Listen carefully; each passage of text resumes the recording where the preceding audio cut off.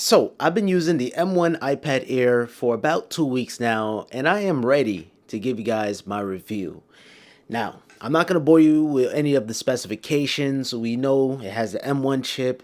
We know it starts at 64 gigabytes. You know, it comes with plenty different colors, including this nice, gorgeous blue color. You know, it has Touch ID, USB-C, a little bit faster on the Type-C. What cannibalized this iPad, in my opinion, the 2018 iPad Pro. Now, if you remember, I made a video titled, "This is the best Apple product Apple has ever made in years." The 2018 iPad Pro is so good, in fact, that this is a better choice to get than the M1 iPad Air. Here's why. First and foremost, the iPad Pro.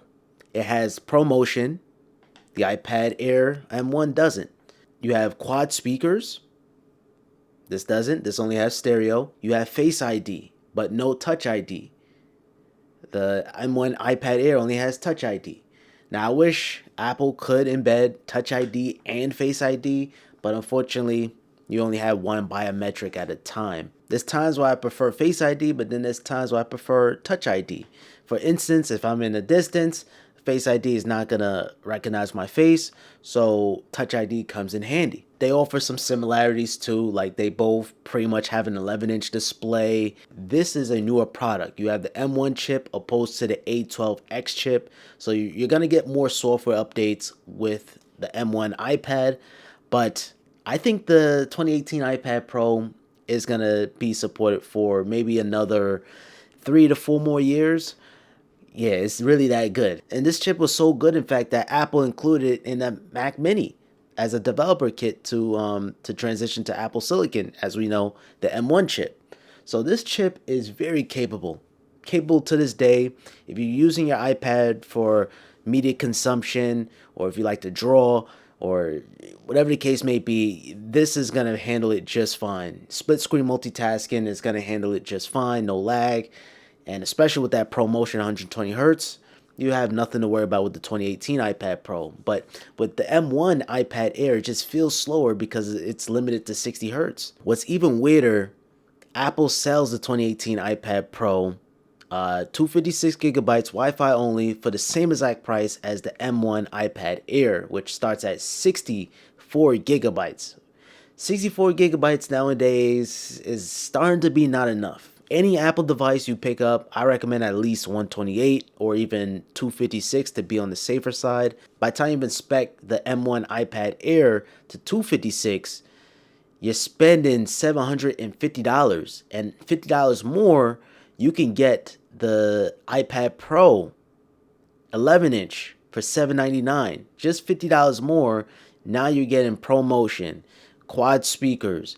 You're just getting better bang for your buck. So the iPad Pro seems like it's the right answer, but if you want to save some money, save some dough, the 2018 iPad Pro is the best bang for your buck. And even like little things as the flash. There's no flash on the iPad Air, but my iPad Mini has a flash, while this doesn't even have a flash, which is kind of unfortunate. Center stage is really cool. I love it so much on the iPad, and the fact that I could just mount my iPad on a stand and I could just move around the room without taking the iPad with me. It's crazy because every single iPad Apple release, they're in competition with themselves, because the 2018 iPad Pro is so good, in fact, that how can you really top that off? How can you justify somebody to upgrade their old 2018 iPad Pro?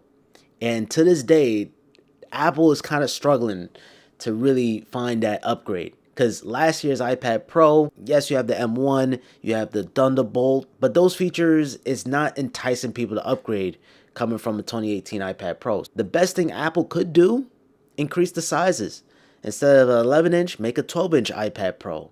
And instead of a 13-inch, make a 15-inch iPad Pro. It's going to be very minor upgrades. Like, how can you really top off greatness? On top of greatness, on top of greatness. Yes, you make it better, but for dollar value, it just doesn't make sense. It doesn't seem feasible to upgrade. Regardless of this iPad being 4 years old, the 2018 iPad Pro, it's still very tough to top that off. iPadOS doesn't really make it no better. There's really no real benefit of using an M1 iPad opposed to using an A12X chip or any A series chip on an iPad. It's the same exact operating system. There's no difference. You still can't run Final Cut Pro, Xcode, Logic. The hardware is there. Apple sells the hardware game. It's all about that software, and we're gonna find out at Apple WWDC on June 6th. We're gonna see iPadOS 16. I made an entire video just discussing all the features I like to see. Make sure you guys watch that. And that's really what it all comes down to. It's just the software. The iPadOS is looking kind of cloudy. We just need to get to the stars. That was kind of cheesy. I'm gonna leave that in there. But other than that, I love the M1 iPad Air. I use it to edit my photos.